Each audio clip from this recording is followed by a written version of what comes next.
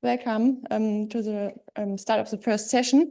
My name is Gudrun Kaufmann. I'm from FRIBIS, the Freiburg Institute for Basic Income Studies, based in Freiburg, close to the Black Forest. I have prepared a script, and I'm sorry I have to read it out.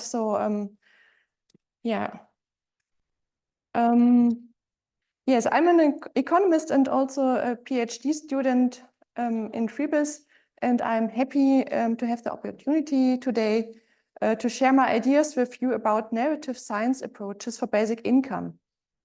In the next 15 minutes, I hope so, I will talk about some research approaches based on narrative scenario analysis and conviction narrative theory. I'm interested in the mechanisms of narrative thinking, which is still unusual for economists. I try to explore how economic narratives as a topic and also narrative economics as a practice are promising and open up for a new framework for further research on basic income, hopefully. And even possible answers to some questions of implementation of basic income. I'm sorry, I'm a bit nervous at the moment, but I think it will become better in a few minutes. The main assumption and starting point is that narratives enable orientation under conditions of fundamental uncertainty and complexity, that they enable decision-making and lead to action and even social change, while showing alternative futures. I will provide some definitions to clarify my understanding of narratives and some relevant concepts and functions. So next slide. Here's my outline. First, what are narratives and narrative approaches in economics? In the second part, I will show some examples and preliminary findings. In the third and last part, I will give an outlook on future possibilities for UBI research. So one moment. Sorry, I will have to. The arrows work. Okay, yeah. Okay, my aim is to show how narrative approaches can contribute to a further research agenda for basic income. One main question is, how could a good narrative research design for basic income looks like? But before we are going into more details, few words on my understanding of doing science and the main ontological challenges we all have to face. About the world we live in. I decided to use this formula to describe the world we live in as VUCA world, which is an acronym for volatility, uncertainty, complexity, and ambiguity, which are be seen as big challenges for all decision makers in our fast changing world.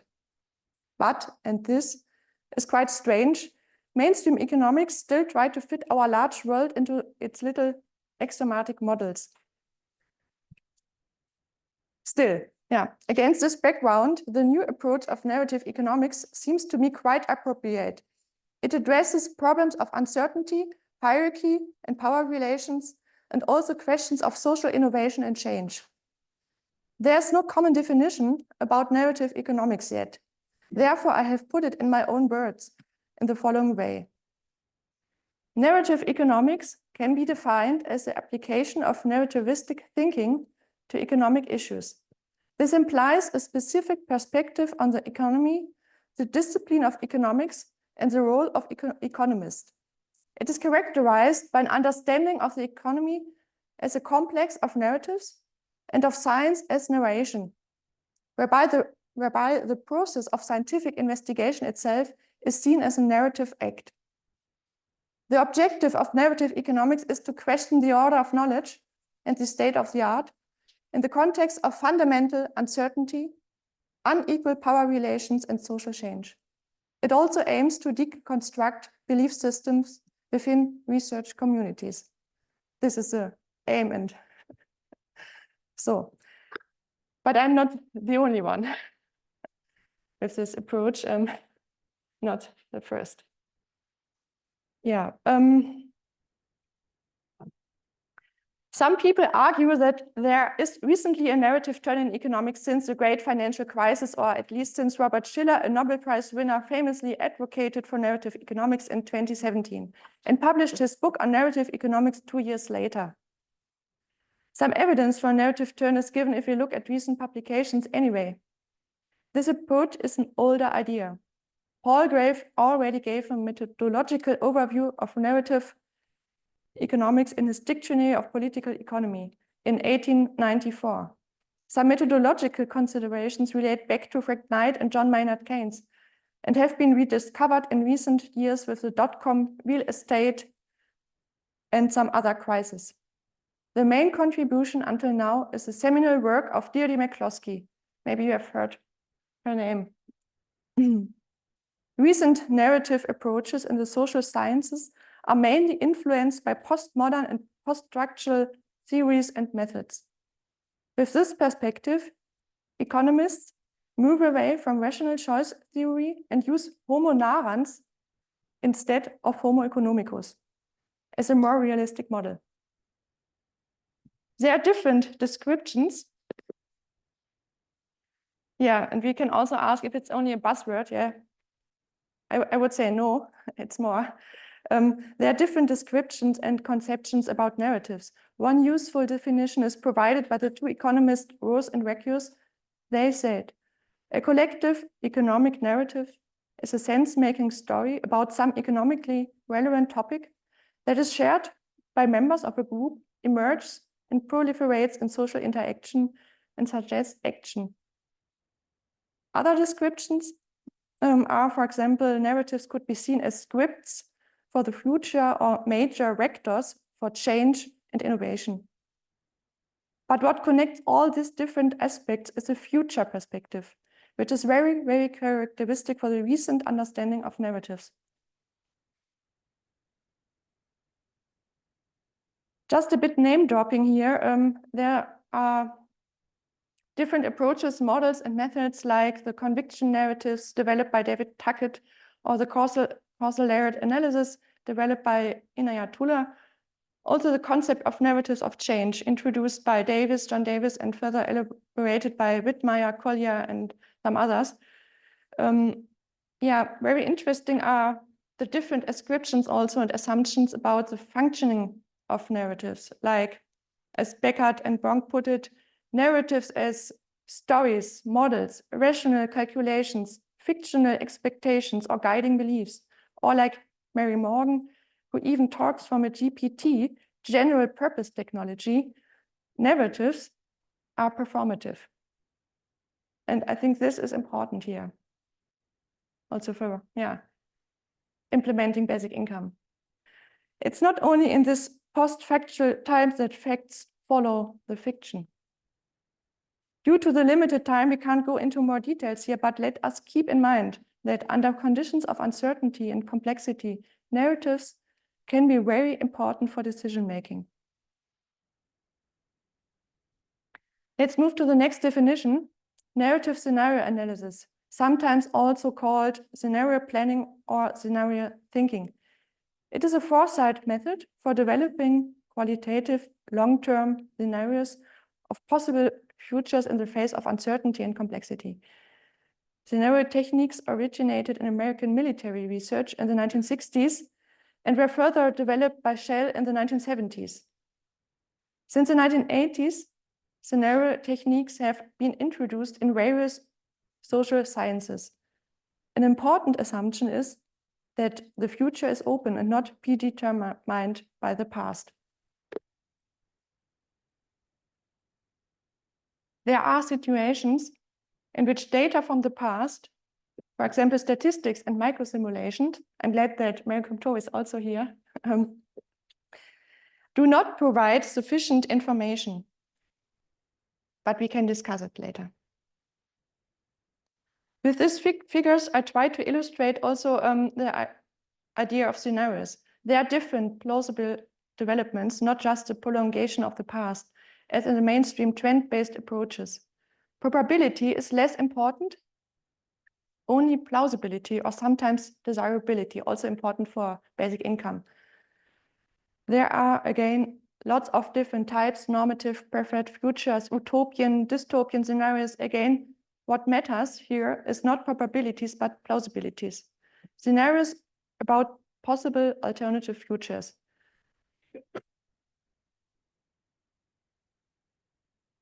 The next notion or concept which I really briefly want to explain here are narratives of change, sometimes also called future narratives. Both can be quite relevant for basic income research and advocacy. Studying narratives, their functions, and the conditions under which they are created and performed adds to the cultural turn and overcomes limitations of some other methods. In the context of social activism, core features are identity building and meaning making. It also sheds light on public persuasion, which can also be criticized, of course, and has to. Davis has investigated the role of narratives in social movements. As he pointed out, narratives of change reveal the failings of current systems and provide alternatives. Narratives of change provide sense-making and enable also action. Wittmeyer, Backhaus, and Pell have analyzed the case of the basic income movement, new ways of organizing and knowing. That's a really good paper. I would recommend to, if you don't know it, it's very helpful, I think. As they put it, the BN movement seek to realize the basic income through different claims to expertise. Historically evolved of academic political advocacy, as we know, and now combined with waves of activism, crowdfunding initiatives, internet activists, also citizen labs, petitions, and referenda. We know that, but yeah, it's important, I think. So on the next slide, and also it's a second part of my talk today. I have to speed up a bit. Here are some examples. As I'm exploring a new framework, I try to focus on different applications within narrative economics. One special application are narrative scenarios. Here are some articles which combines narrative approaches and basic income as topic. Due to the limited time, I can't go into every detail here, of course. With my research question in mind, to explore new ways for narrative approaches toward basic income research, I already found interesting results in this literature, which should be, of course, further elaborated. Not all of these papers or books are scientific. Some are more popular, here with pink color. Others, green color, are focusing more on methods of narratives of change or convincing narratives, which is close and related, but not the same. There remain only few proper narrative scenario approaches, but also they are quite different. Let's have a short look, but I have to be very fast. I don't know how much time I have. Maybe someone can give me some little signs. Okay, 10 minutes. Okay, okay. Thank you. Okay. Backhaus and Pell present their reflection on social transformation. Both articles are very interesting, analyzing BN and basic income and the role of competing claims to expertise. They conclude that the associated construction of expertise appear as different fuels that together feed important counter-expertise that break through established doctrines of what is politically realistic. This is a novel, Daniel Weisbrot, a friend of mine. He used backcasting in his novel about the fictional history of the introduction of the basic income in Germany. Backcasting is also a foresight method which starts by defining a desirable future and then works backwards to identify policies and programs that will connect the specified future to the present.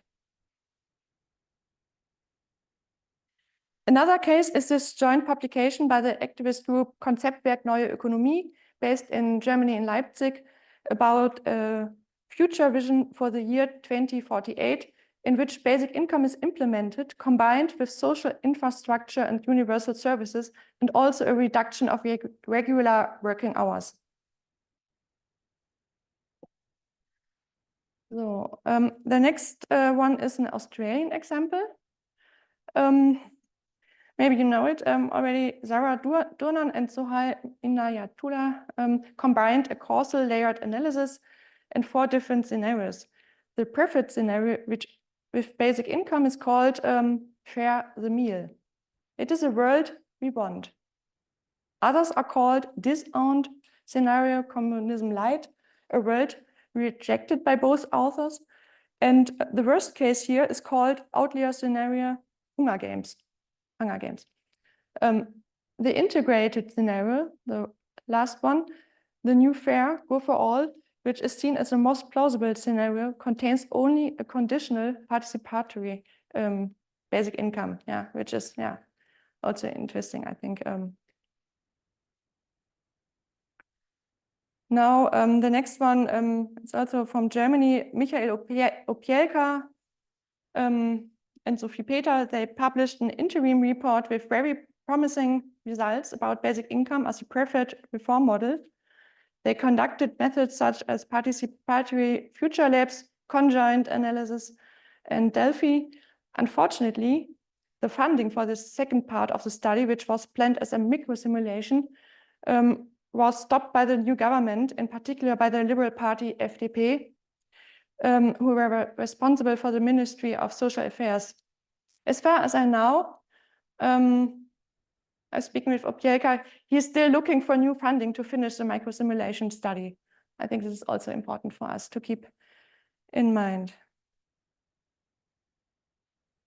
Brett King and Richard Petty, it's also a novel, are strongly in favor of basic income. They argue with 4 different timelines why basic income could be the outcome of a collective and planned future, which they call technosocialism. So,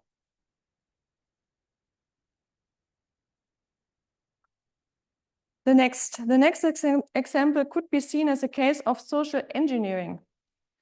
Grünwald, also a case from Germany, and his colleagues conducted a study on behalf of the German Federal Environment Agency. I don't know if it's a correct translation. The study should develop narratives for the socio-ecological transformation.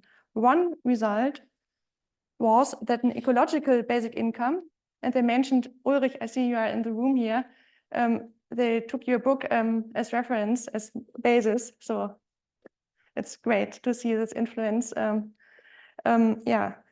They took the ecological basic income as reference, and which is financed by carbon tax, I think. Maybe we could also add something later.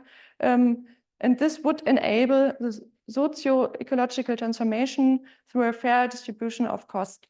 The argument is not new for us, but it's important that this kind of studies are there done. So, and it's also, I think it's very important that it's conducted by, or commissioned by the German Federal Environment Agency. This is quite important, I think.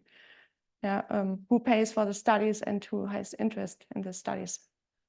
In this case, the ecological basic income is modeled as a driver for sufficiency and a broader acceptance of change. I try to be fast in this next scenario analysis. The impact of basic income is ambivalent, depending on further political and economic context. It's not as informative for us. It was conducted with students at the university in Bochum. It's also interesting for educational aspects, for other aspects, but I think they couldn't consider all the arguments which are still there. So, but also interesting to compare to other studies. The final example, so I think this is quite important. Some of you, I think, already know this. The study from Johnson and Nettle. This is the final example of my scoping literature review here. It's a study by Johnson and Nettle on the impact of materialist narratives for UBI. They show how former opponents of UBI can be persuaded by narratives based on their material interest. very, very important, this study. I really can recommend it to you. So the next slides, it's only a very short overview. There are three more or two more. Yeah, it's a very short overview with some preliminary findings only. The next one, this. Yeah, my conclusion here is more narrative science and mixed methods combining narrative approaches like scenario building, personas, participatory future labs with dynamic microsimulations and agent-based modeling is possible. Also promising are attempts to develop scenarios with decision makers together and as many stakeholders as possible. Let's come to the end now. Yeah, this is my final slide here.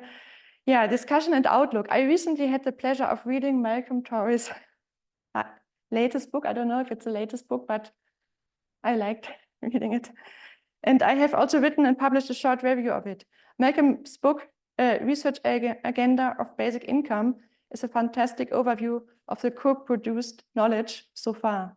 I highly recommend reading it. I fully agree with all of these conclusions about what we already know and also about the further research efforts that are necessary. Of course, microsimulation is very promising. I would just like to add to this agenda, please also look at narrative approaches. If we want to develop a successful more Pellerin strategy, narratives will be important, I'm sure. The neoliberals didn't wait for spontaneous order. They planned their and our future. Let's take back our future. Thank you.